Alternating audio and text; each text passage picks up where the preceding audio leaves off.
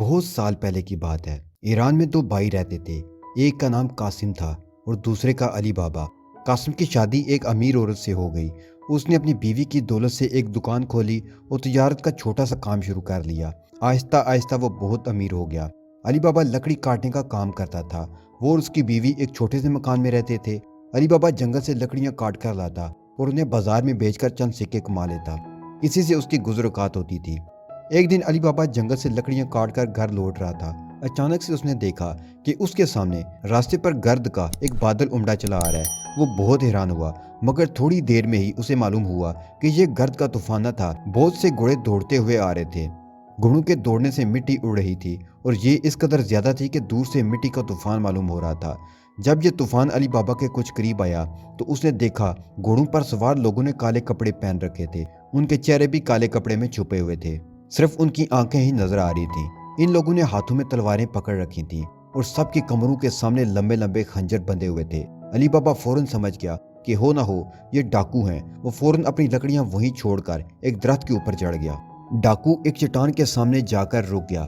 گھوڑوں سے نیچے اترے، گھوڑوں کی پشت پر بندھے بڑے بڑے بوروں کو اتارا۔ ایک ڈاکو جو غالباً ان کا سردار تھا چٹان کے سامنے کھڑا ہوا اور بلند آواز میں کہنے لگا، کھل جا سم سم۔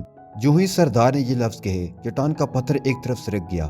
ڈاکو ایک ایک کر کے چٹان میں داخل ہونے لگے۔ سب نے اپنی کمر پر بڑے بڑے بورے اٹھا رکھے تھے۔ علی بابا نے ہر ایک ڈاکو کو چٹان کے اندر جاتے ہوئے گنا۔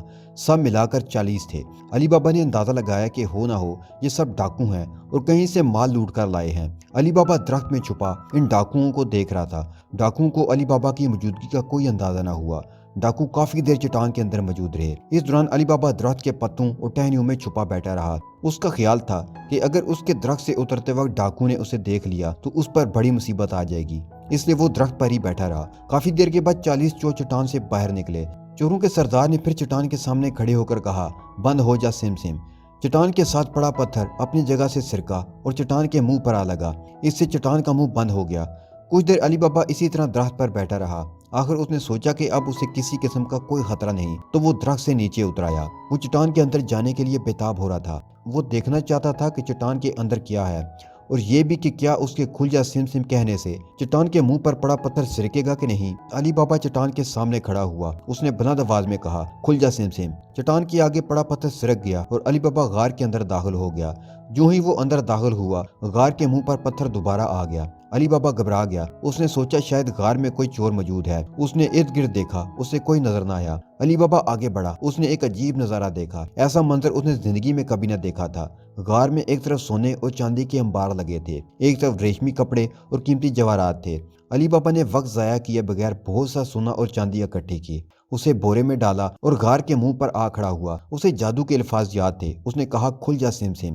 غار کے منہ سے پتھر ہٹ گیا اور علی بابا باہر چلا گیا۔ اس نے پھر کہا، بند ہو جا سم سم۔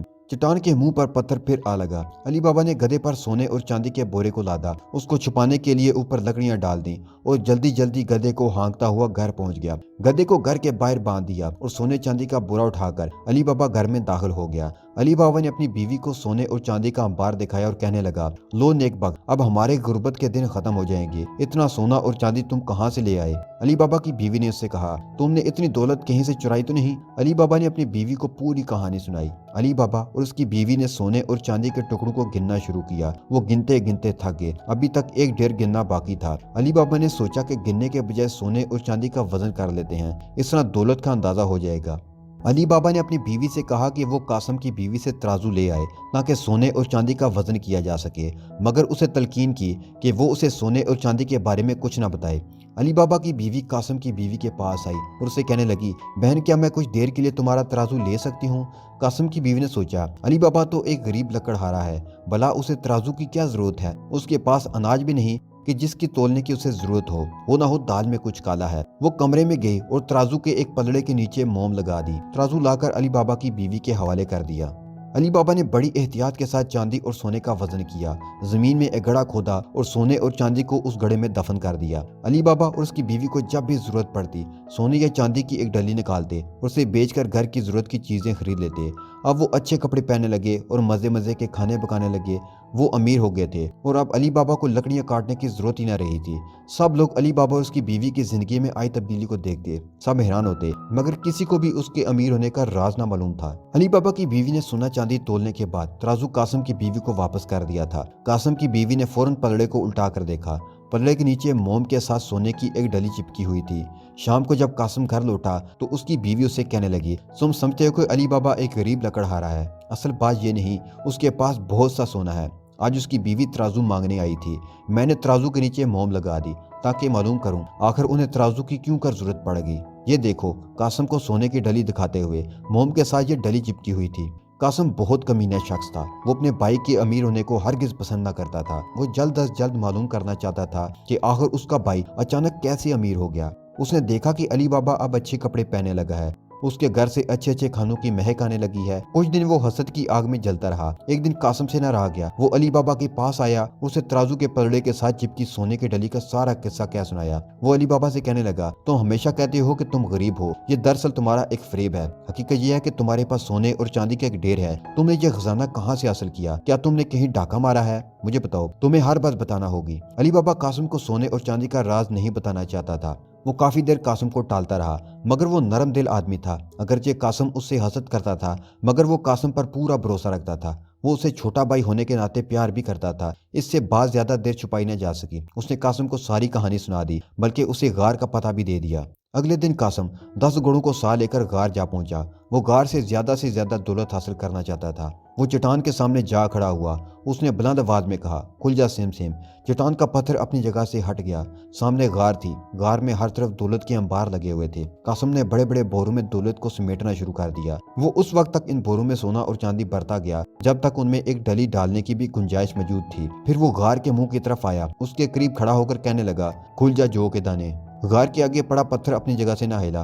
उसने तमाम अजनास के नाम लिए, मगर गार का पत्थर अपनी जगह से न हटा। वाज़ेह रही कि सिम दरअसल सिस्मे है और उसका मतलब तिल है, जिससे तेल निकाला जाता है। जब तिल की फसल तैयार हो जाती है तो उसके पौधों पर लगी फलियां खुद ब खुद खिलती जाती हैं और इनमें से तिल बाहर गिरना शुरू हो जाते हैं। ये जादुई सा मंजर लगता है। इसी वजह से सिम का मतलब जादुई तौर पर खिलना लिया जाता है। इसी मुनासबत से कासिम मुख्तलिफ अजनास के नाम ले रहा था और सिस्मे या सिम कहना भूल गया। कासिम सख्त घबरा गया। उसको कुछ समझ नहीं आ रही थी कि वो क्या करे। वो सख्त डरा हुआ था और उसने गार से निकलने के लिए गार के अंदर हर जगह को देखा। उसे कोई रास्ता नजर न आया। आखिर थक हार कर वो गार में एक तरफ बैठ गया। अचानक उसे गार के बाहर से मुख्तलिफ आवाजें सुनाई देने लगी। वो समझ गया कि चोर वापस आ गए हैं। गार का मुंह खुला और एक एक करके 40 चोर गार में दाखिल हुए। सबने सोने और चांदी से भरी बोरियां उठा रखी थीं। कासिम गार के एक कोने में छुपा ये सब देख रहा था। एक चोर की कासिम पर नजर पड़ी। कासिम को कोने से बाहर खींचा। उसे कोई सवाल करने के बजाय उसे खूब पीटा और अधमुआ करके गार से बाहर फेंक दिया। चोरों को कासिम पर सख्त गुस्सा आया। वो तैश में उसे पीटते रहे। उन्होंने सोने और चांदी के अंबार की तरफ ध्यान ही न दिया। घर में कासिम की बीवी शाम तक इंतजार करती रही। रात होगी मगर कासिम का कुछ पता न था। वो सख्त परेशान हो रही थी। आखिर वो अली बाबा के घर गई और उसे सारा किस्सा बताया। कासिम की बीवी की आंखों में आंसू आ रहे। ये देखकर अली बाबा का दिल नरम पड़ गया। उसे मालूम था कि कासिम चोरों की गार तक गया था। अली बाबा ने कासिम की बीवी को तसल्ली दी और कासिम को ढूंढ कर लाने का यकीन दिलाया। अली बाबा गार के मुंह तक पहुंचा। वहां कासिम शदीद जख्मी हालत में पड़ा था। कासिम कुछ बोल भी न सकता था, मगर अली बाबा को सारी बात समझ आ गई। उसे मालूम हो गया कि चोरों ने कासिम को दरअसल अपनी तरफ से मार मार कर खत्म कर दिया था और उसकी लाश को गार के सामने फेंक गए थे। अली बाबा ने बड़े आराम से कासिम को उठाया और एहतियात के साथ अपने गधे के ऊपर बांधकर घर ले आया। अली बाबा ने कासिम के घर के दरवाजे पर दस्तक दी। कासिम की मुलाजमा मर्जीना ने दरवाजा खोला। मर्जीना एक खूबसूरत और समझदार लड़की थी। अली बाबा ने दरवाजा खोलते ही मर्जीना से कहा, देखो मर्जीना, कासिम बहुत बुरी तरह से जख्मी है, इसे घर के अंदर ले जाते हैं। इसके जख्मी होने के बारे में किसी से कुछ ना कहना। अली बाबा और मर्जीना ने कासिम को गधे से उठाया और घर के अंदर ले आए। कासिम की बीवी ने जब अपने खावंद को इस कदर बुरी हालत में देखा तो वो रोने लगी। अली बाबा ने उसे तसल्ली दी कि वो कासिम के इलाज के लिए हर मुमकिन कोशिश करेगा। मर्जीना का अंदाजा था कि शहर के हकीम से कासिम का इलाज करवाना मुमकिन नहीं, क्योंकि इस तरह कासिम के जख्मी होने की खबर हर तरफ फैल सकती थी।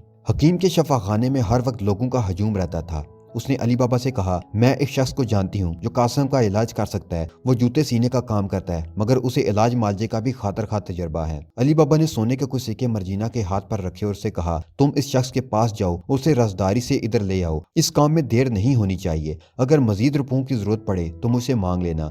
मर्जीना मोची के पास गई। उसे सोने के सिक्के देकर कहा, ये सोने के सिक्के ले लो, तुम्हें मेरा एक जरूरी काम करना होगा। मोची सोने के सिक्के देखकर बहुत खुश हुआ। वो कहने लगा, क्यों नहीं, तुम मुझसे क्या करवाना चाहती हो? अगर कहो तो तुम्हें खूबसूरत जूतों का एक जोड़ा बना दूं। नहीं, जूतों की कोई जरूरत नहीं, मुझे तुम्हारी मदद की जरूरत है। तुम्हें एक बीमार आदमी का इलाज करना होगा। बीमार की हालत अच्छी नहीं है। अगर तुम मदद करो तो मैं तुम्हें सोने का एक और सिक्का दूंगी। मोची बीमार का इलाज करने के लिए तैयार हो गया। वो जब मर्जीना के साथ चलने के लिए उठा तो मर्जीना ने उसकी आंखों पर काले रंग की पट्टी बांध दी। मोची कुछ देर इस पट्टी बांधने वाले मामले को न समझ सका। फिर उसने सोने के सिक्कों का सोचकर चुप रहना ही बेहतर समझा। मर्जीना मोची की आंखों पर पट्टी बांधकर उसे कासिम के घर तक ले आई। घर में लाकर मोची की आंखों पर बंदी पट्टी खोल दी। मोची ने कासिम का मुआयना किया। उसने कहा कि वो जख्मी के लिए कुछ खातर ख्वाह नहीं कर सकता। ताहम उसने जख्मों को धोया और उसके पास जो भी दवा थी जख्मों पर लगाकर पट्टी बांध दी। मोची ने कई दवाइयां बदली मगर कासिम की हालत बदस्तूर खराब होती गई। आखिर कासिम मर गया। मर्जीना ने मोची की आंखों पर फिर से पट्टी बांधी और उसके घर तक छोड़ आई। अगले दिन अली बाबा ने अपने भाई की अचानक मौत के बारे में अजीजों और दोस्तों को बताया। सब लोगों को कासिम की मौत का बड़ा दुख हुआ और उसे दफन कर दिया। कासिम की बीवी का ख्याल रखना अब अली बाबा की जिम्मेदारी थी। उसने कासिम की दुकान अपने बेटे के सुपुर्द कर दी। कासिम की बीवी को उसकी जरूरियात की चीजें दे दी जाती। इस तरह सब हंसी खुशी रहने लगे। कासिम को जख्मी करके फेंक देने के बाद 40 चोर फिर गार में वापस आए। गार के अंदर जाकर पड़ताल की तो मालूम हुआ कि गार से बहुत सा सोना और चांदी गायब थी। मुझे लगता है कि किसी को गार में आने का राज मालूम हो गया है। हमें इस शख्स को तलाश करना होगा, चोरों के सरदार ने कहा। दूसरे चोरों ने फौरन अपने सरदार से इत्तेफाक किया। सरदार ने बात जारी रखते हुए कहा, हम में से एक शख्स शहर जाएगा। वो एक आम आदमी के बेस में वहां जाकर उस शख्स के बारे में मालूम करेगा जिसको हमने कत्ल कर दिया था। मगर याद रखो, अगर वो सही खबर ना लाया तो उसका सर कलम कर दिया जाएगा। एक चोर ने शहर जाने पर रजामंदी जाहिर की। वो अगले दिन एक मुसाफिर का बेस बदलकर शहर में आया। शाम हो रही थी और बाजार में तमाम दुकानें बंद हो चुकी थीं। सिर्फ एक दुकान खुली थी। ये दुकान मोची की थी। चोर ने दुकान में दाखिल होते ही मोची को सलाम किया और कहने लगा, आप बुजुर्ग आदमी हो और अंधेरे में भी अच्छा खासा काम कर लेते हो। लगता है कि आपकी नज़र उम्र के हिसाब से बहुत अच्छी है। लगता है तुम इस शहर में नए हो। जो लोग मुझे जानते हैं सबका ख्याल है कि मेरी नज़र उम्र के हिसाब से बहुत अच्छी है। क्या आपको जूते बनाने से काफ़ी आमदनी हो जाती है? हाँ, गुजारा हो जाता है, मगर मैं जूते सीने के अलावा भी एक काम कर लेता हूँ। मुझे इलाज मालजे के बारे में थोड़ा बहुत पता है। पिछले हफ्ते ही मैंने एक शदीद जख्मी का इलाज किया था। मैंने उसका इलाज बड़ी मेहनत से किया मगर वो बच ना सका। चोर को फौरन समझ आ गई कि मोची किस शख्स की बात कर रहा था। उसने मजीद मालूमात हासिल करने के लिए मोची को उकसाते हुए कहा, मुझे तुम्हारी बात का बिल्कुल यकीन नहीं। एक मोची वाला एक हकीम का काम कैसे कर सकता है? मुझे नहीं लगता कि तुम सच बोल रहे हो। मैं बिल्कुल सच बोल रहा हूँ, मगर मैं इससे ज्यादा एक लफ्ज भी नहीं बोलूंगा, मोची ने मुसाफिर से कहा। अब तुम जाओ और अपनी राह लो। चोर ने मोची को सोने का एक सिक्का दिया और उसे कहने लगा, क्या तुम मुझे वो घर दिखा सकते हो जहाँ पर तुमने जख्मी का इलाज किया था? मैं वादा करता हूँ कि मैं उसके बारे में किसी से कोई बात नहीं करूंगा। नहीं नहीं, मैं ऐसा नहीं कर सकता, तुम बस अब चले जाओ, मोची ने मुसाफिर से कहा। चोर ने फौरन सोने का एक सिक्का और निकाला। उसे मोची की तरफ बढ़ाते हुए कहा, ये एक और सिक्का ले लो, मगर मुझे उस जख्मी के बारे में जरूर बता दो। मैं सिर्फ घर ही देखना चाहता हूँ, मगर मुझे घर के बारे में दुरुस्त तौर पर कुछ भी मालूम नहीं। बात यह है कि जब मुझे उस घर तक ले जाया गया तो मेरी आंखों पर पट्टी बांध दी गई थी। मैं सिर्फ उस घर के नजदीक किसी जगह तक तुम्हें ले जा सकता हूँ। आंखों पर पट्टी बांधने के मामले से चोर को यकीन हो गया कि हो ना हो जख्मी वही शख्स था जो उनकी गार से चोरी करने आया था। वो ये सुनकर बहुत खुश हुआ। मोची ने मुसाफिर को आंखों पर पट्टी बांधने का कहा। मोची का ख्याल था कि वो इस तरह मुसाफिर को जख्मी के घर के करीब तक ले जाएगा। मोची की आंखों पर पट्टी बांध देगी। दोनों काफी देर तक चलते रहे। एक मकान के सामने मोची जा खड़ा हुआ और कहने लगा, यही है वो घर। मुझे पूरा यकीन है कि यही घर है जहाँ मैंने जख्मी का इलाज किया था। तुम्हारा बहुत बहुत शुक्रिया। अब तुम दुकान पर वापस चले जाओ, चोर ने मोची की आंखों पर बंदी पट्टी खोलते हुए कहा। जब मोची अपनी दुकान पर जाने के लिए वहां से चला गया तो चोर ने सफेद मिट्टी के साथ घर के दरवाजे पर एक निशान लगा दिया। ऐसा करने के बाद फौरन जंगल की तरफ भागा ताकि अपने सरदार को मकान मिल जाने की इतला करे। अगली सुबह बाजार से सौदा सिर्फ लाने के लिए मर्जीना घर से निकली। उसने दरवाजे पर निशान देखा। ये कैसा निशान है? वो भला किसी ने हमारे मकान पर क्यों लगाया है? मर्जीना सोचने लगी। उसने नतीजा निकाला कि हो ना हो कोई शख्स उसके घर वालों को नुकसान पहुंचाना चाहता है। उसने सफेद मिट्टी ली और इर्द गिर्द सब घरों के दरवाजों पर ऐसा ही निशान बना दिया। मदीना के बाजार जाने के कुछ ही देर बाद चोर और उनका सरदार अली बाबा के घर तक आए। वहाँ हर घर पर एक ही निशान बना हुआ था। उन्हें कुछ समझ नहीं आ रही थी कि इन घरों में से कौन सा घर अली बाबा का है। वो सख्त मायूस हो गई और जंगल वापस लौट आए। जंगल में पहुंचकर चोरों के सरदार ने अली बाबा के घर का पता बताने वाले चोर को सबके सामने कत्ल करवा दिया। अगली सुबह एक और चोर अली बाबा के घर के बारे में मालूम करने के लिए शहर आया।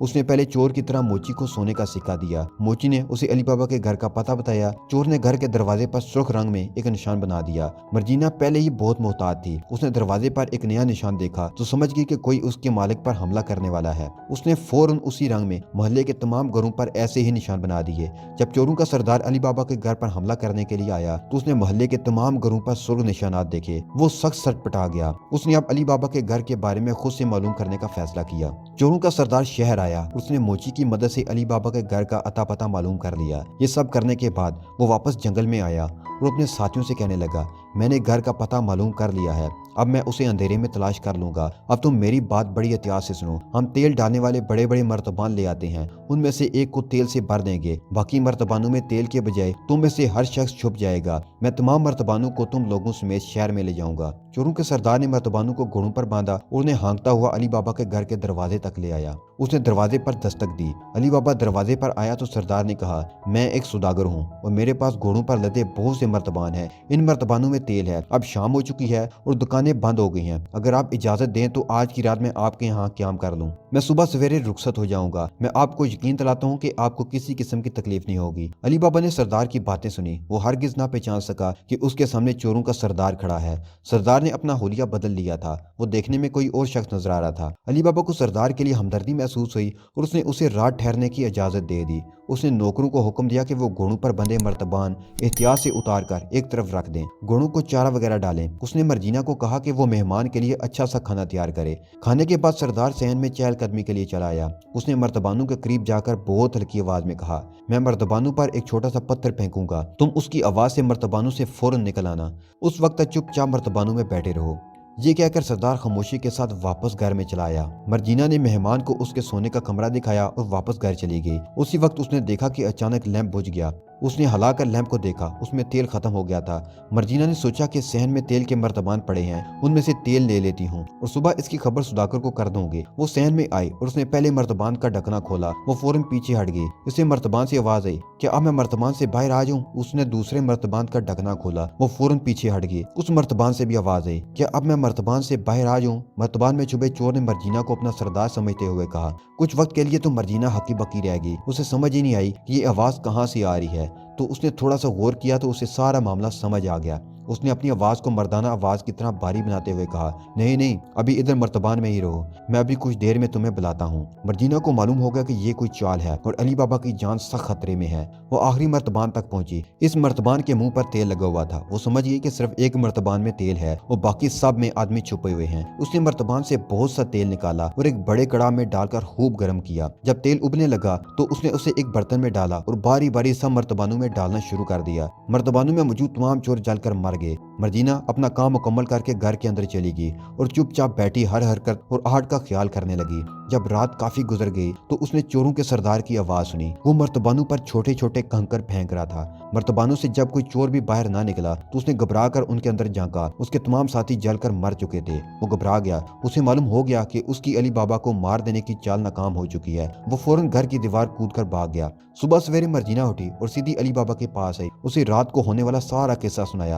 अली बाबा ने मर्जीना का शुक्रिया अदा किया। मर्तबानों में गर्म तेल से जल मरने के बाद सारे चोरों का खात्मा हो गया। अब सिर्फ उनका सरदार ही बच गया। सरदार अली बाबा की जान का दुश्मन बन गया और वो किसी न किसी तरह उसे खत्म कर देना चाहता था। सरदार ने अब एक अमीर ताजर बनकर शहर का रुख किया। वो अक्सर अली बाबा के बेटे की दुकान पर जाता और उससे इधर उधर की बातें करता रहता। आहिस्ता आहिस्ता इन दोनों के दरमियान बड़ी अच्छी दोस्ती हो गई। अली बाबा को दोनों की दोस्ती का इल्म हुआ तो उसने इस अमीर ताजर को अपने घर खाने पर दावत दी। ताजर ने खाने की दावत कबूल करने से इनकार कर दिया। इनकार की वजह ये बताई कि वो खाने में नमक नहीं खाता। अली बाबा ने फौरन कहा, इसमें तो ऐसी मुश्किल वाली बात ही नहीं है, इसे नमक के बगैर खाना दिया जा सकता है। ताजर ने दावत कबूल कर ली। अली बाबा ने घर आकर मर्जीना को नमक के बगैर खाना तैयार करने के लिए कहा। मर्जीना ये सुनकर हैरान हुई कि भला नमक के बगैर खाना क्यों कर लजीज बन सकता है। वो सोचने लगी, आखिर ये कौन है, उसने नमक के बगैर खाने पर क्यों इसरार किया। ताजर अली बाबा के घर आया। मर्जीना बदस्तूर इस ताजर की नमक के बगैर खाने की शर्त पर सोच रही थी। उसने सोचा, अगर कोई शख्स किसी का दिया नमक खा ले तो फिर वो उसे कत्ल नहीं कर सकता।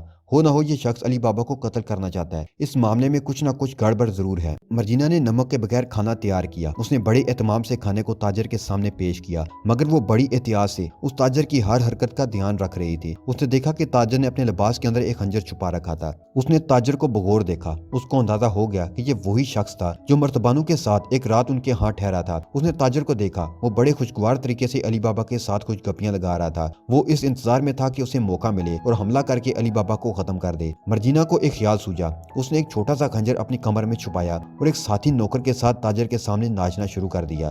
تاجر اور علی بابا نے یہی سمجھا کہ وہ ناچ سے مہمان کا دل بہلا رہی ہے۔